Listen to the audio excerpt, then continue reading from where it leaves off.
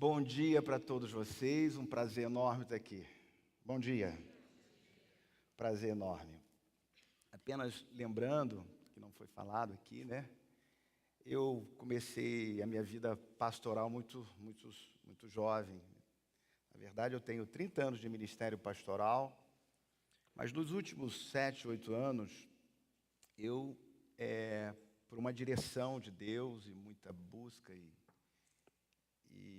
propósito divino, eu fui para a clínica como psicoterapeuta de casal e família e também trabalho na área de coach, business coach. Eu sou casado, pai de 3 filhos, conheci minha esposa numa segunda-feira, na quinta-feira nós marcamos o casamento. Na minha vida tudo foi muito veloz. Eu costumo dizer que nós não podemos ter pressa, mas podemos ser velozes. E desde os meus 22 anos, quando eu comecei a minha atividade pastoral, eu planejei a minha vida. Eu acredito muito num planejamento de vida. Planejei casar com os 28 anos, ter a primeira casa, escrever o primeiro livro, né? Planejamento, eu acredito muito nisso. Quem está aqui me acompanhando hoje é o Vinícius. Cadê o Vinícius? Não sei se ele está aqui ou se está no estande. Não, está no estande, daqui a pouco ele chega aqui. O Vinícius e a Natália, eu tenho 3 filhos, o Vinícius e a Natália estão em cada página desse livro. E o meu pai, né? Eu tenho 3 filhos, Isabela está com 11 e a caçula. Esse livro eu escrevi em 2011, tem bastante tempo. Eu não era psicólogo nessa época, mas eu já amava esse tema. E é um livro carregado de afetividade, de bastante conteúdo teológico, psicológico, vale a pena você dar uma olhada. Esse livro aqui é um livro muito forte, que é a transmissão de um legado. Eu mostro que é a função do pai, no exercício da sua paternidade, que determina o tipo de casamento que este menino vai ter na vida adulta. O que determina a qualidade da conjugalidade do homem é a função paterna. E eu mostro isso aqui nesse livro. A transmissão de um legado, a função do pai e seus desdobramentos na conjugalidade do filho. Esse aqui é o último livro que eu escrevi, né? Publicado, estou terminando um agora, vou publicar por esses dias. Esse aqui se chama Companheiros Inseparáveis. Nossas escolas nos ensinam biotecnologia, engenharia, medicina molecular, mas não nos ensina a amar e ser felizes. Não nos ensina a amar os nossos filhos, não nos ensina a amar os nossos cônjuges, não nos prepara para a vida. E é isso que eu falo. É uma leitura psicanalítica do capítulo 1, 2 e 3 de Gênesis. À luz da psicanálise, eu leio esse livro, eu leio o livro de Gênesis.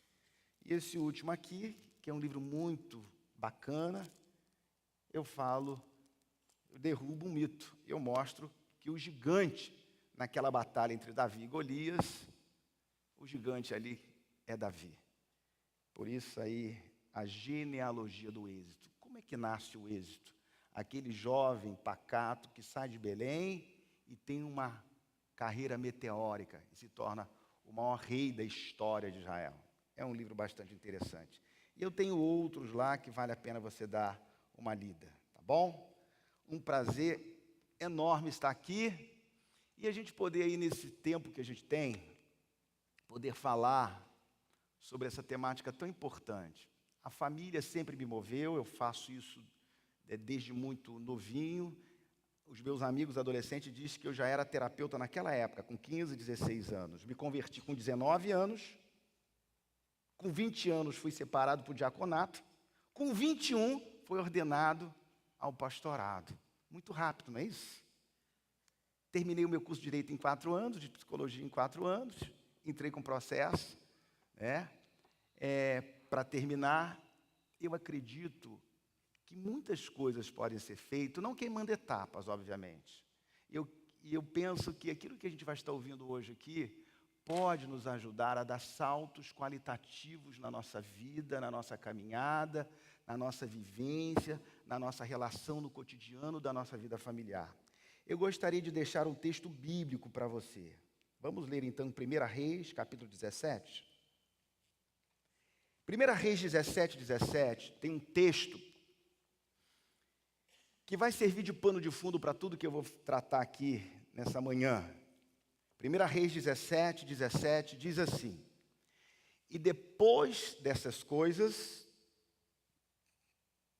sucedeu que adoeceu o filho desta mulher, dona da casa, e a sua doença se agravou muito, até que nele nenhum fôlego ficou.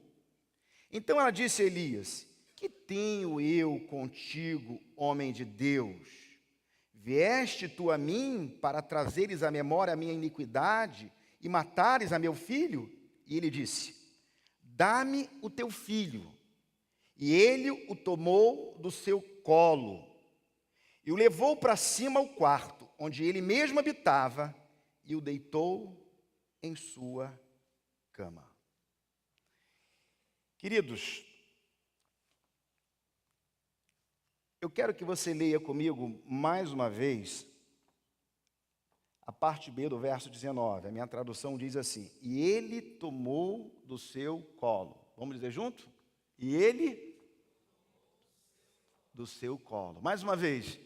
E ele o tomou do seu colo. A vida demanda de nós sabedoria. O conhecimento é importante, mas a vida demanda de nós sabedoria. É absolutamente complexo lidar com as questões ligadas à família. A complexidade, aliás, faz parte da própria natureza humana e de tudo que efetivamente existe.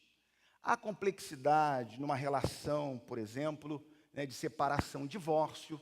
Há complexidades na criação de filhos.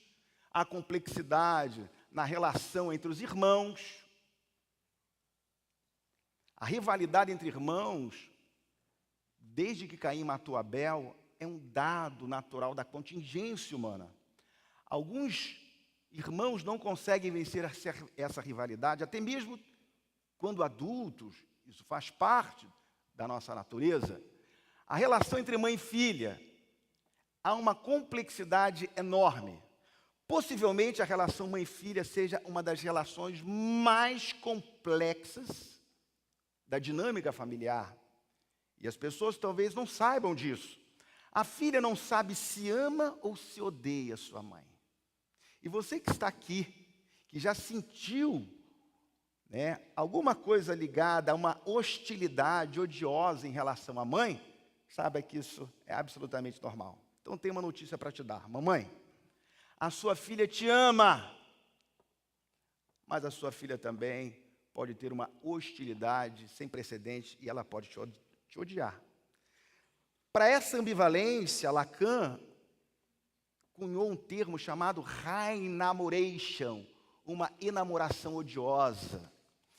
A minha filhinha dizendo para a Cristina, minha esposa: mamãe, fiz uma música para você, canta, minha filha. E ela dizia: eu te amo, eu te odeio, eu te amo. É uma ambivalência. A menina confronta: vai sair com essa roupa? Está ridícula. Há uma complexidade enorme. Aliás, eu tenho um workshop só sobre mãe e filha. Fui fazer uma palestra 15 dias atrás para mãe e filhas.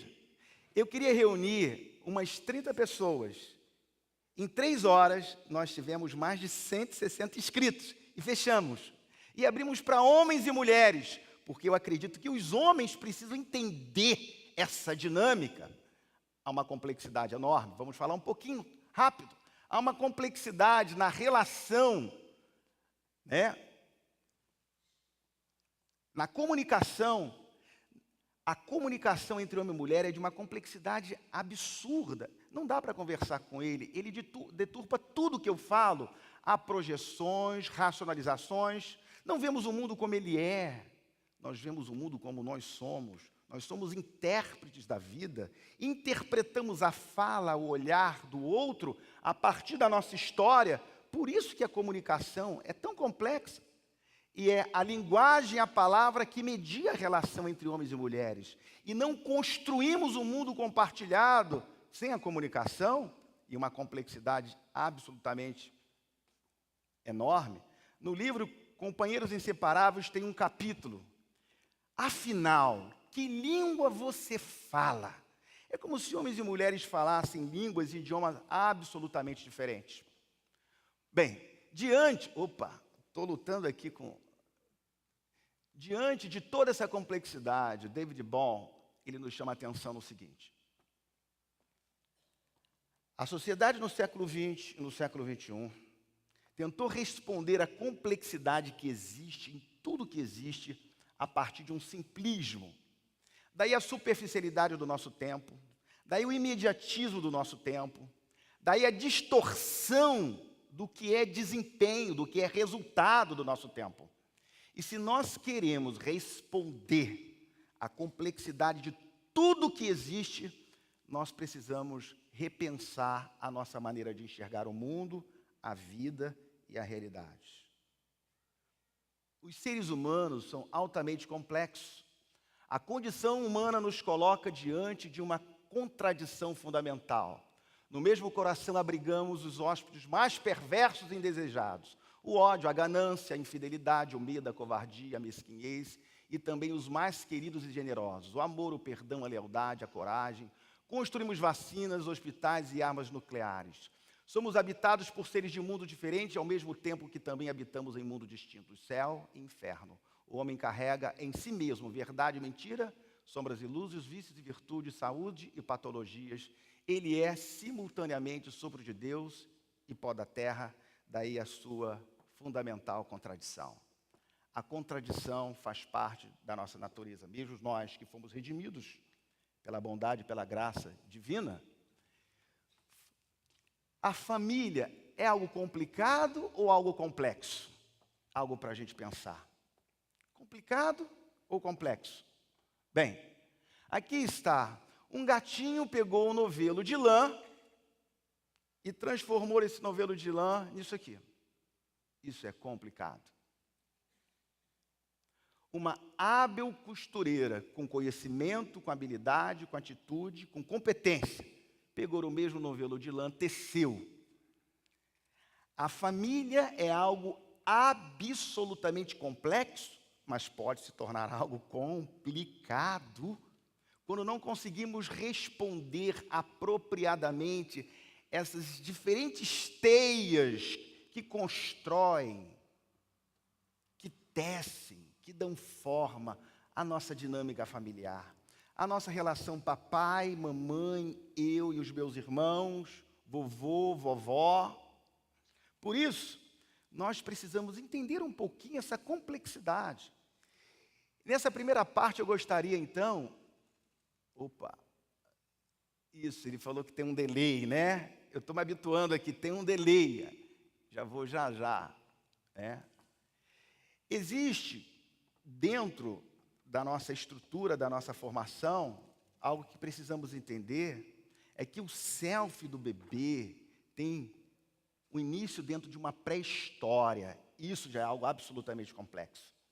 A vida de um bebê e o que essa criança vai ser ao longo da sua história na fase adulta, não se dá apenas no momento que ele nasce.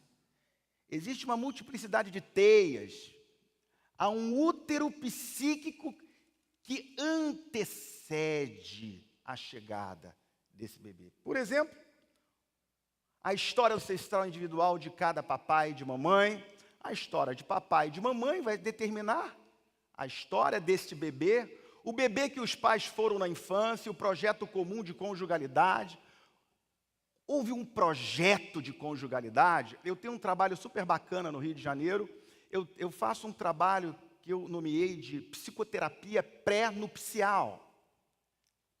Nas comunidades evangélicas, nas igrejas, a gente sabe que tem um curso de noivo, mas a minha proposta é diferente. São 12 sessões, onde eu vou ajudar os jovens a entender a dinâmica e a história ancestral e o que atravessa como legado transgeracional, para que eles possam elaborar agora, não quando casarem. É um projeto. Então, eu faço com eles um projeto comum de conjugalidade. As fantasias dos pais em relação ao bebê, se o bebê idealizado, que eu pensei, é muito diferente do bebê real. Eu imaginei uma menininha dócil, carinhosa, veio essa espoleta. Eu imaginei um menininho, veio uma menininha. Eu nunca quis menina, e veio exatamente a menina. O alvo prioritário dessa mãe era a gravidez ou era ter o bebê? Para uma mulher, o desejo de ficar grávida não é a mesma coisa do desejo de ter um bebê. É por isso que muitas mulheres sofrem depressão pós-parto, porque tinha problemas graves com a sua mãe não resolvidos, ou não queria ter o bebê, queria a potência da gravidez. Isso a gente vê muito facilmente em um processo psicoterápico.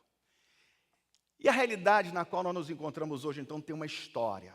É uma história tecida e construída pelas palavras, pelas interlocuções que um dia falaram a nosso respeito. Palavras ditas, não ditas, palavras malditas, palavras escondidas, palavras gritadas, palavras silenciosas e palavras malditas. Essas palavras vão nos tecendo, vão nos moldando, vão nos criando. Daí a complexidade. Essas interações, então, nos moldam. Somos moldados a partir das palavras, especialmente dessas palavras da mamãe. E eu quero convidar você para ler esse texto comigo. É um texto e nós vamos ler. A psicologia unânime mostrar que a relação mãe-bebê é fundamental. E eu vou estar falando aqui uma metáfora importante demais, que eu me debrucei sobre ela, e a psicanálise já pensou, que é uma metáfora bíblica que diz que Deus levaria o povo de Israel para uma terra que emana leite e para uma terra que emana mel. A mãe é responsável por dar esta relação primária. Vamos ler comigo? Quero ouvir a sua voz. Vamos lá? Quer elas falem mandarim ou português, alemão ou francês. Isso. As mães.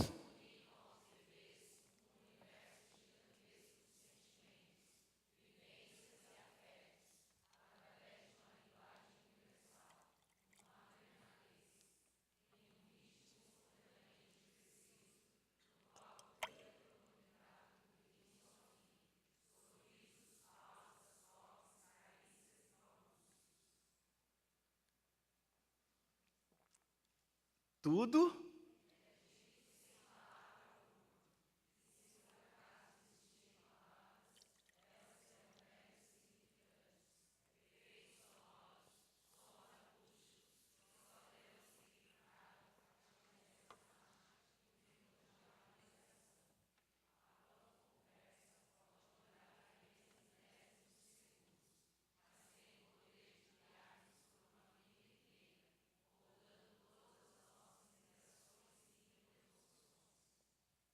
Como é importante, então, essa relação, gente. Daí a complexidade.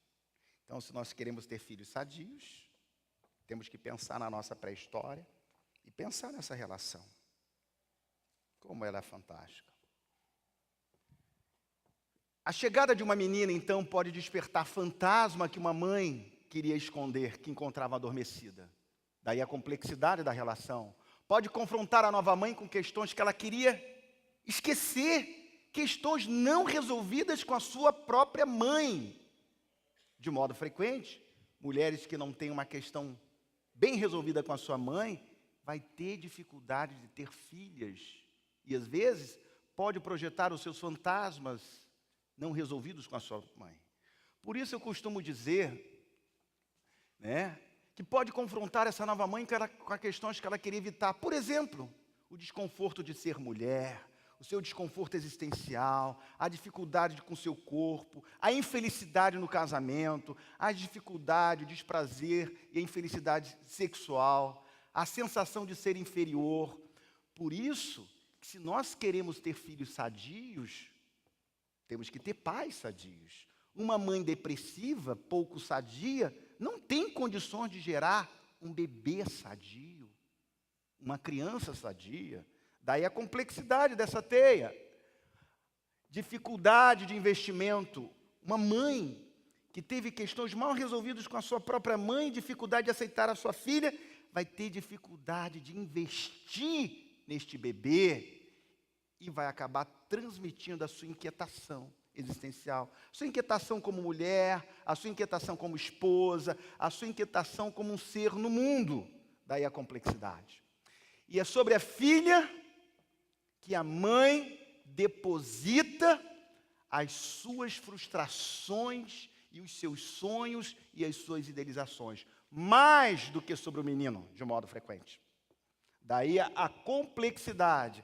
É como se a mãe se apoderasse da filha, corta o cabelo da filha como se o cabelo fosse dela. Há uma unidade, o que a psicanálise chama de um vínculo confusional, uma confusão entre o corpo da mãe e o corpo da menina. E muitas meninas, obviamente, na tentativa de sair deste poder da mãe, elas acabam se rebelando contra a mãe. E não é uma saída bacana, evidentemente, né? E mais, a importância da mãe é vital, porque é na relação com a mãe que a menina vai poder identificar, ficar igual. A maneira de falar, a maneira de sentar, a maneira de amar, a maneira de tratar o pai, a maneira de tratar o irmão, e por aí vai a maneira de estar no mundo. Portanto, essa relação entre mãe e filha, entre mãe e menino, filho também, é marcado por uma ligação fusional, intensa, forte. A ligação umbilical é uma expressão física de uma ligação muito mais profunda, a psicológica. O corpo da mãe e o corpo do bebê é um corpo único. O médico corta o primeiro cordão umbilical.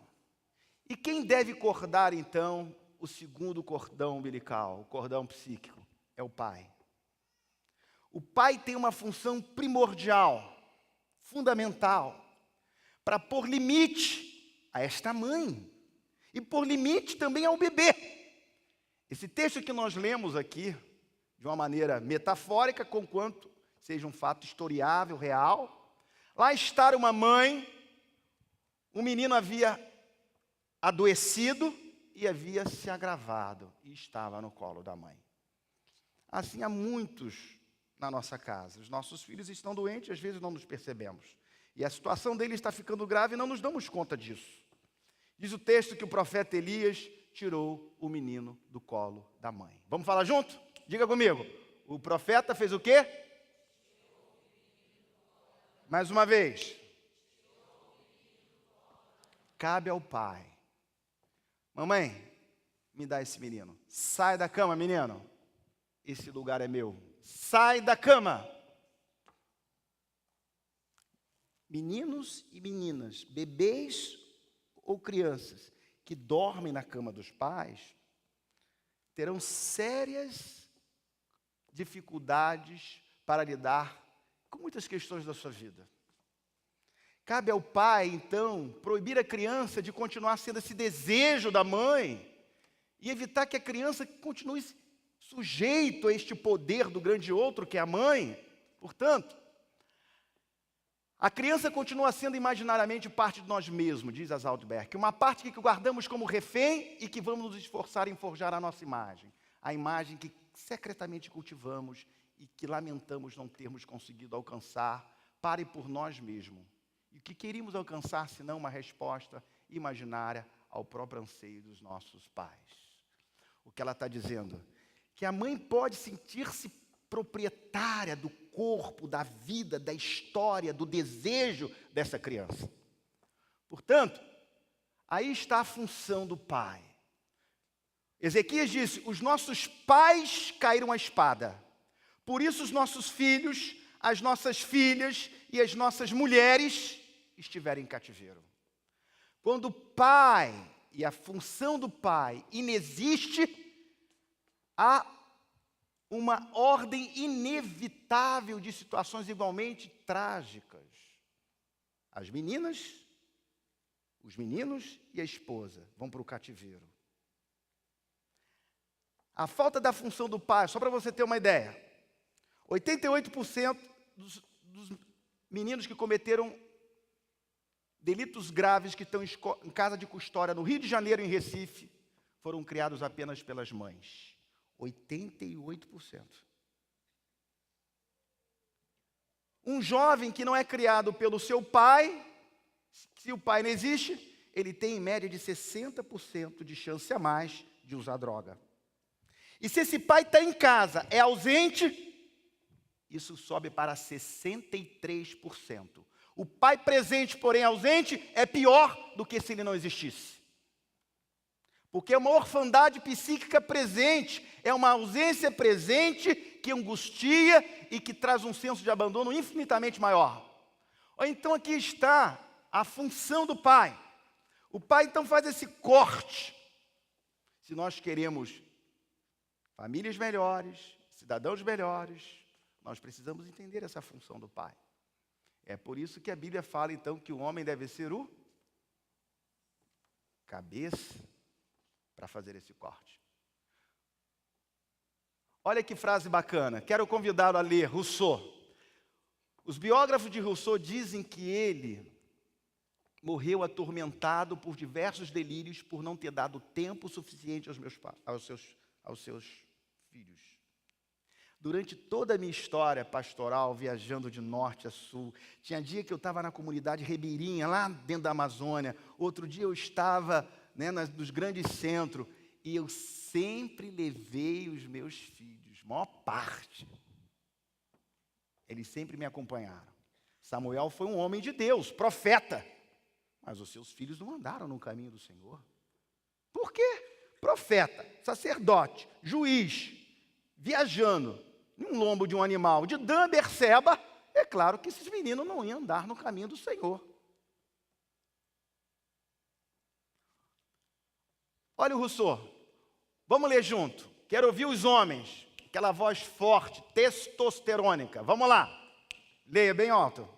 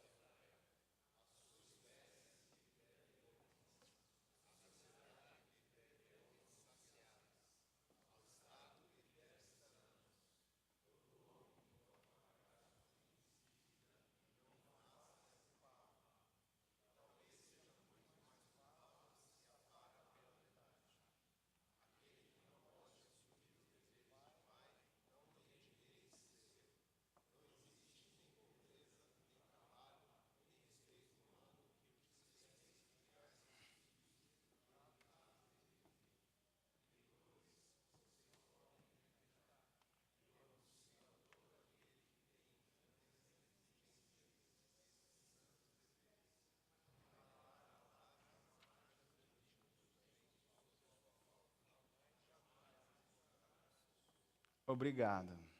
Forte esse texto, né? Olha a função do pai. Algumas dicas.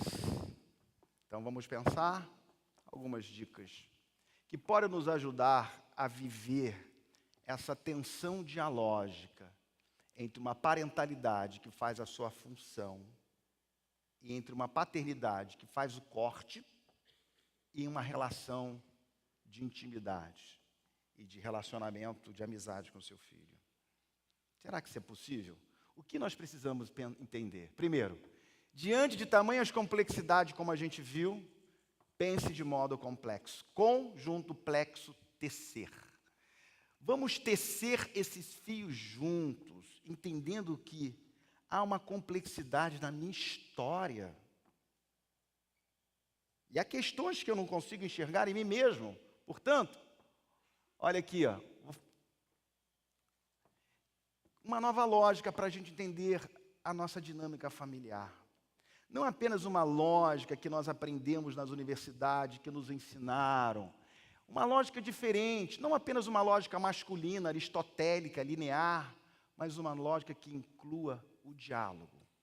Uma lógica que inclua a reciprocidade, o ganha-ganha. uma lógica que inclua a subjetividade, a emoção, a transdisciplinaridade, o sujeito e o seu mundo interno que o faça olhar para dentro.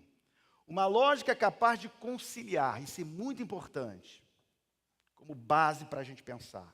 De um lado, o hemisfério direito do nosso cérebro, e de outro lado, o hemisfério esquerdo do seu cérebro. Isso é muito importante, e você vai entender por que à medida que a gente caminhar aqui, nesse tópico. Primeiro, o hemisfério direito é o hemisfério da dimensão feminina, do afeto, da ternura, da criatividade, da poesia. O hemisfério direito é o hemisfério da razão, da objetividade, da materialidade. Essa lógica é capaz de conciliar o masculino de um lado e o feminino de outro, a efetividade de um lado e a afetividade de outro, a objetividade e a subjetividade, a prosa e a poesia, a ciência, mais objetiva, mais binária, mais matemática, e a prosa, o lúdico, a amabilidade, a ternura. E nós, como pais, não é sem razão que Deus criou papai e mamãe, mas tanto papai e mamãe devem trazer consigo dimensões opostas. O papai tem que trazer dimensões femininas, e a mamãe tem que trazer dimensões masculinas. E nós vamos falar um pouquinho mais disso, mas avançando um pouquinho nessa perspectiva, nós temos que entender que tudo o que nós fazemos está por trás de uma lógica. E às vezes podemos até ler a Bíblia a partir da lógica que nós aprendemos e que estudamos. A lógica está por trás de tudo que nós pensamos, lemos. A própria teologia do século XVIII, XIX, século XX, foi influenciado por uma visão que hoje nós não acreditamos mais. A Bíblia é imutável, mas é verdade, a maneira como lemos os textos bíblicos podem afetar. Pensamos a partir de uma lógica internalizada culturalmente. E deixa eu mostrar para você agora, eu vou apresentar isso, e é importante você levar esse conceito para casa, para você entender como é que papai e mamãe devem funcionar. Essa lógica, a lógica clássica, predominou o mundo todo o século XVI, XVII até o século XX, e está hoje aí. A ciência não acredita mais nessa lógica clássica. Nós, cristãos evangélicos, muito frequentemente, ainda nos repousamos sobre essa lógica. No entanto, eu vou mostrar rapidamente para vocês que todo texto bíblico e toda cosmovisão cristã está conectada com a lógica mais contemporânea que a ciência prega hoje. E o que isso tem a ver com paternidade? Você vai ver. Olha aqui que coisa. A lógica clássica é o seguinte, eu vou resumir isso. A e B. A não pode ser B. Não existe um termo T, um outro termo C, que seja simultaneamente A e B. Dessa forma, o mundo passou a ser sempre excludente, não admite paradoxo. Ou é isso, simplesmente, ou é aquilo. Não existe alguma coisa que seja os dois ao mesmo tempo. Nós não conseguimos captar isso. É por isso que o materialismo filosófico, ateísta, dominou todo o século XVII, XVIII, XIX e o século XX. Porque era assim que os homens pensavam. Não existe possibilidade para o mistério. Eu sou psicanalista, mas a psicanálise é causa e efeito. É essa lógica. Lógica do século XIX, século XX. O marxismo, o euromarxismo é essa lógica. A Bíblia nos apresenta uma outra lógica. E a ciência contemporânea nos apresenta uma outra lógica. Essa lógica, a lógica quântica. E a lógica quântica, aí está ela. A nova lógica. Existe um termo que é ao mesmo tempo há e é ao mesmo tempo não há. Antigamente, século XVII, XVIII até o século XX, é há e não há. Por isso os homens são binários. É uma coisa ou outra. É uma coisa ou outra. Quando nós olhamos para essa lógica, a nova lógica, é uma dialógica, que é espaço para reciprocidade e para diferença, e que impõe uma conjunção e a superação do modo de pensar dicotômico e binário. Por que o século XIX, século XX foi tão materialista? Porque a lógica ateísta não concebe a lógica ternária, que é a lógica contemporânea. A lógica contemporânea é pai e filho. O pai não é o filho, mas existe um termo T, o Espírito, que é Deus, que é simultaneamente pai e filho.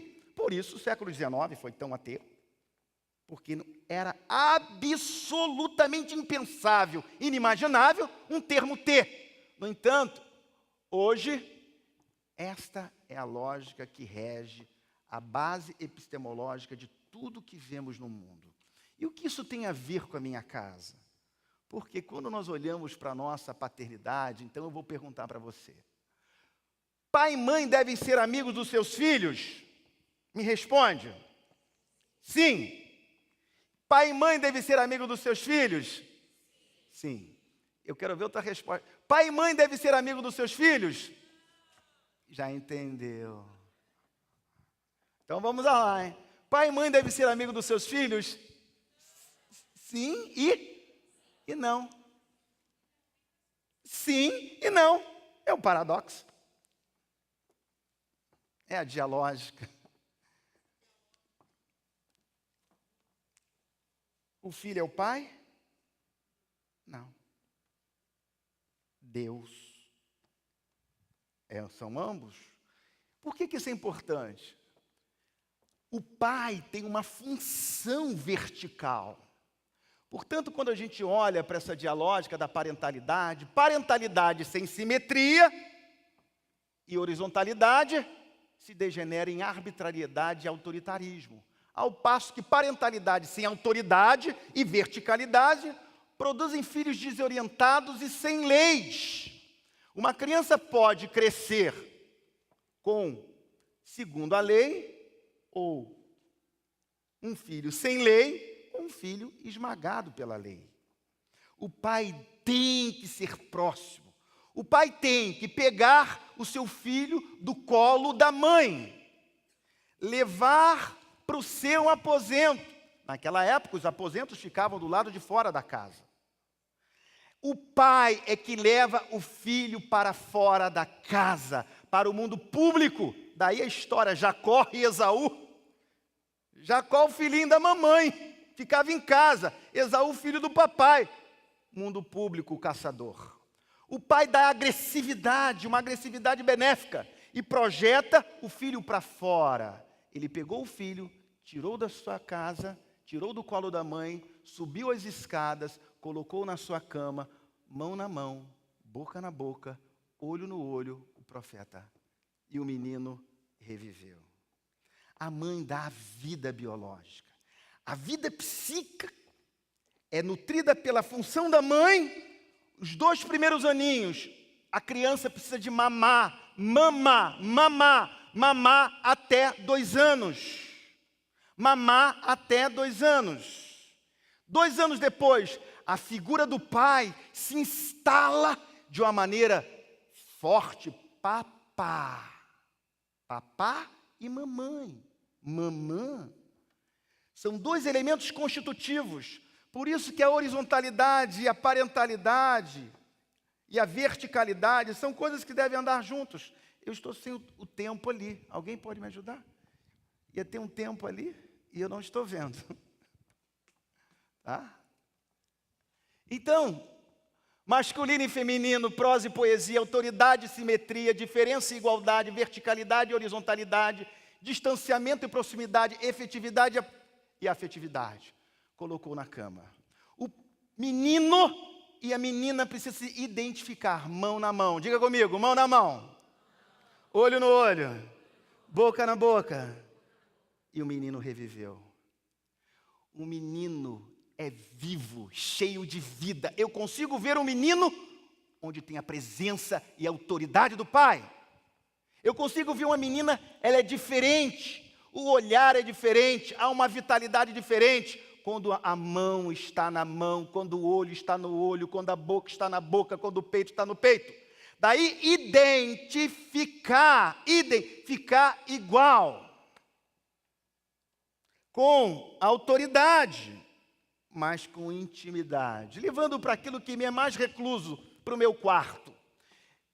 Partilhar o meu cheiro, partilhar os meus sonhos, partilhar as minhas possibilidades, dentro dos limites, obviamente, porque não podemos fazer do nosso filho um amigo em muitas situações da vida.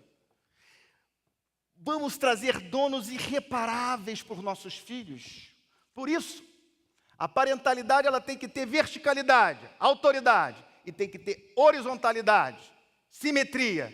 Ele é um sujeito igual a mim no mundo. Eu respeito, mas eu não abro mão da minha verticalidade, uma representação simbólica dessa ação dialógica, que seria papai e mamãe. E uma coisa que não podemos esquecer, quando um filho perde essa função do pai, perde também a mãe. E nós vamos ver isso aqui para frente. Portanto, uma relação harmoniosa entre pai e filhos precisa não apenas de assumir uma nova lógica, que inclui os dois, que inclui o paradoxo, e que saiba discernir quando um e quando o outro. Por isso demanda trabalho, não é um acontecimento espontâneo que acontece. Exige crescimento, um trabalho a ser feito e um caminho percorrido, demanda autoconhecimento, demanda fineza, ternura e muita sensibilidade. É preciso olhar para si. Você é pai a partir dos legados que você teve. Você recebeu uma representação inconsciente, você recebeu modelos dos seus pais, você teve uma relação com as figuras parentais, e você vai internalizando este modo próprio de ser pai e esse modo próprio de ser mãe. Olhe então para a sua história, rapidamente, olha esse quadro. Se os seus modelos foram disfuncionais e as representações, o que é uma representação? A caçula, com 2 aninhos, ela fala assim em casa: amor, amor, amor. Oi. Ela entrou no meu quarto, empurrou a porta e disse assim: passei a sua calça, botei a mesa do café. Vamos tomar um café juntos? É uma representação. Isso é poderoso. Ela viu mamãe fazendo e ela faz igual. Ela internaliza tanto o tipo de conjugalidade que vai ter nas relações, como a parentalidade e o casamento, a conjugalidade. Ela internaliza essas representações, está aqui. Esses vínculos, papai e mamãe se relacionam assim. E aí tem escolhas inconscientes. Talvez você não se dê conta, mas você pode estar repetindo o erro dos seus próprios pais sem se dar conta. E o inverso também é uma repetição. Por isso que pais muito rígidos podem gerar filhos que serão pais excessivamente liberais.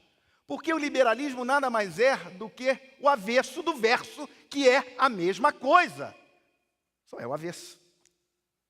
Por isso é preciso olhar para si mesmo. Muitos se tornam reféns dos seus legados, muitos se tornam refém do seu passado. Por isso compreenda e valida a sua história. Olhe para você. E olha a história da sua filha, olha a história do seu filho. Ele é o terceiro, ele é o primeiro. Como é que nós estávamos? Nós estávamos bem, nós estávamos mal. Por que ele tem essa dificuldade? Que dificuldade que ele tem? Né? Quais são os meus legados? Como é que foi minha relação com o papai? Não foi legal? Será que eu tenho alguma coisa? Vamos olhar para o espelho da nossa própria alma. Eu gosto de ser mulher, não gosto? Eu queria ter uma menina, queria ter um menino. Como é que está a minha relação com o meu filho? Como foi a minha relação com o meu próprio pai? Como foi a minha relação com a minha própria mãe? E com os meus irmãos? Isso tudo afeta a nossa capacidade de exercer a nossa autoridade sem perder a simetria e a intimidade. Procure então compreender, olhe para si mesmo, né? E agora eu vou falar uma coisa, vou mostrar uma coisa aqui muito interessante, tá? Olha aqui, ó. Alguém conhece esse quadro aqui? Os psicólogos devem conhecer, quem trabalha. Quem conhece essa janela? Poucos conhecem. uma das maiores revoluções descobertas para qualquer relacionamento. Papai, preste atenção agora. Muito importante para você, se você quer ser de fato amigo e ter o respeito do seu filho. Todos nós temos um eu secreto. É aquilo que ninguém sabe. Às vezes nem minha esposa sabe. E todos nós temos uma parte. Ninguém sabe, ó. Os outros não sabem, não têm acesso. Só eu. Mas todos nós temos uma parte que todo mundo sabe. Luciano é assim, assado, assim, desse jeito. Os outros sabem, a meu respeito, comportamentos que todo mundo sabe e que eu sei. Mas todos nós temos um eu desconhecido. Esse eu desconhecido, hein? É o que está no nosso inconsciente. E aqui é o eu cego, que eu não tenho acesso, só aos outros. Todos nós temos idiosincrasias, defeitos, sombras que nós não damos conta. Os nossos filhos sabem. E nós não conseguimos ver. Nossa esposa sabe, você não consegue ver. Seus amigos sabem, mas você não consegue ver. Quando nós temos percepção dessa parte obscura do nosso self, nós vivemos mais felizes. Olha que quadro bacana, olha aí. Esse quadro aqui, eu vejo e todo mundo vê. Aqui, só eu. Esse aqui é o secreto, esse aqui é o público. Aqui só eu vejo, aqui eu vejo, o outro vê. Aqui ninguém vê, e aqui só os outros veem. Humildade, diga comigo, eu vou ser amigo do meu filho. Me perdoa, filho. Papai errou. Fui um tolo. Eu errei. Isso não esvazia a nossa autoridade, obviamente. A nos mantém no lugar. Aprenda a comunicar. Vamos falar de... Aprenda o quê? Nada é mais importante na família do que a comunicação. Senta. Comunica com ternura. Comunica com amabilidade. Comunicação. Viva uma parentalidade cooperativa. O que é isso? Não caia na armadilha da alienação parental. A alienação parental não é apenas para casais separados. Tem mulheres que furam, que denigrem, que esvaziam a autoridade do seu marido na frente do seu pai, na frente do seu filho. Se o pai errou em uma disciplina, o erro da disciplina do pai pode trazer muito menos dano do que o seu esvaziamento ao censurar a disciplina na frente do seu filho. Ficou difícil? Quantos entenderam? Ótimo. O erro e o excesso da disciplina do pai faz menos erro do que esvaziar. Porque quando a criança perde a autoridade do pai, automaticamente perde a autoridade da mãe. A autoridade da mãe é ancorada pela lei do pai, e a lei do pai é ancorada pela fala e pelo discurso da mãe. Papai chegou, vamos lá abraçar o papai.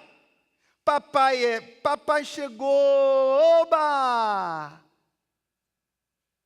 O discurso, denigrir, falar, desautorizar o pai é desautorizar a si mesmo. A orfandade não é algo que apenas aqueles que não têm papai e mamãe em casa. Existem filhos órfãos com pais presentes, porém ausentes. Quando o pai é presente de verdade, o seu distanciamento se torna saudade, memória, amiga e solidária. A sua casa é o seu ninho, o seu lugar.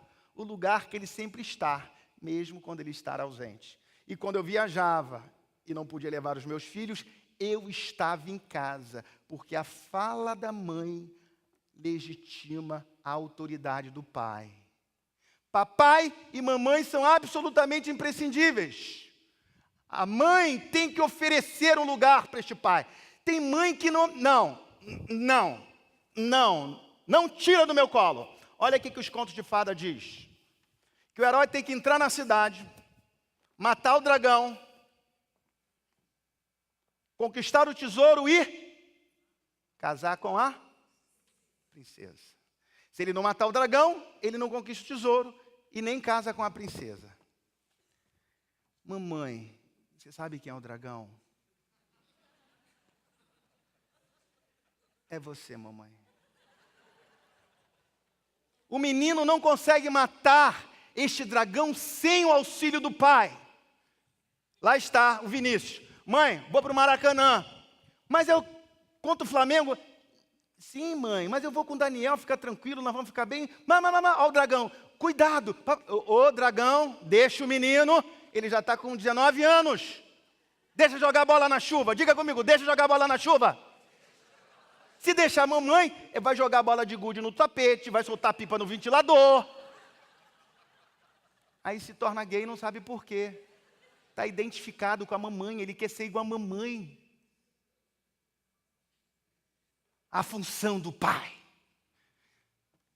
Sendo forte sem ser rude. Repita comigo, sendo forte sem ser rude. Sensível sem ser fraco. Flexível sem ser mole. Firme sem ser rígido. Bom sem ser bonzinho. Oportuno sem ser oportunista. Interessado sem ser interesseiro. A dialógica da existência. Vamos ver a dialógica? Um dos mitos de São Jorge. Para quem não sabe, um dos mitos. Mamãe, vou para a guerra. Não, meu filho. Vou para a guerra, mamãe. 18 anos, chegou o momento. As mães não deixam seus filhos irem para a guerra. Isso é coisa do pai. Ele pegou uma lança, um símbolo fálico. Botou a armadura, um símbolo fálico. Subiu no cavalo, um símbolo fálico. Tomou o seu destino. As mães têm dificuldade de permitir que os seus filhos tomem o seu destino. Ele teve que matar o dragão para ir para a guerra. Se nós queremos meninos que ganhem dinheiro, que vão para o mundo público, que saiba ser fiel a uma mulher, o pai, na sua autoridade, na sua intimidade, ao partilhar o mundo, tem que ser um modelo identificatório para esse menino e para essa menina. Papai e mamãe. E por último, por isso que a Bíblia diz que nós precisamos de uma terra que emana leite e mel. Quero encerrar. Muitas mães sabem dar leite, mas poucas sabem dar mel. O leite é aquilo que é fundamental para uma criança nos 2 primeiros anos de vida. Fala do afeto, do contato, da intimidade, da proximidade da mãe. É tratar o bebê e a criança como deve ser tratado, com leite. Nós sabemos que os nutrientes do leite vai decidir toda a saúde física daquele bebê para o resto da sua vida. Hoje nós sabemos que o leite materno previne câncer, pressão alta, doenças cardíacas e por aí vai. Sim ou não? Bebês precisam de leite. Digam comigo, bebês precisam de... Mas vocês sabiam que bebê não pode ingerir mel? Quantos sabem disso? O organismo do bebê não digere o mel, não está preparado. Por isso que você não pode falar determinadas coisas que você só falaria para um amigo que é seu par. Poupe o seu filho. Por isso, muitas mães continuam dando leite quando deveria dar mel. É o que eu chamo de processo de adultificação. Não der mel. Mel é para adulto, diga comigo, mel é para adulto. Não compartilhe determinadas coisas que você compartilharia com seu melhor amigo. Minha filha é minha melhor amiga. Cuidado. Compartilhe dentro de uma perspectiva paradoxal. Cuido todos os dias. Tenho em média de 30 a 40 atendimentos por semana. Cuido de uma família e eles me autorizaram. Uma grande dor. As 2 filhas só chamavam o pai de amiguinho. Uma mãe muito forte, fálica. Mães fortes, fálicas. Maridos fracos. Filhos doentes. O pai tem que estar no seu lugar. Vamos aprender a dar leite. E vamos aprender a dar mel. Papai, de quem depende a saúde emocional? De papai e de mamãe. Forte sem ser. Forte sem ser rude, sensível sem ser fraco, flexível sem ser mole, bom sem ser bonzinho. Aprendendo a dar leite e dar mel. E não vamos sonhar com ele. Não vamos sonhar por ele, vamos sonhar com ele. E não vamos esperar que os nossos filhos sejam uma edição ou de uma reedição de nós mesmos. Vamos ajudar a realizar os seus sonhos, mas que eles possam aprender a construir a sua autonomia. Lei. Essa é uma geração de filhos independentes, mas de filhos que não têm autonomia. Auto vem da lei do pai. Nomos é a lei do pai que dá autonomia. A grande crise do século XX, e ainda é do século XXI, é a ausência da função do pai, que age com ternura e que age com absoluta amabilidade. Foi um prazer enorme dividir esse tema com vocês. E que Deus abençoe ricamente e que a gente seja paz, que a gente tenha sensibilidade para dar leite e para dar mel, para ser amigo e para ser pai, na verticalidade, com tudo que ela implica, com a autoridade que ela requer. Deus abençoe. Um beijo no coração de vocês.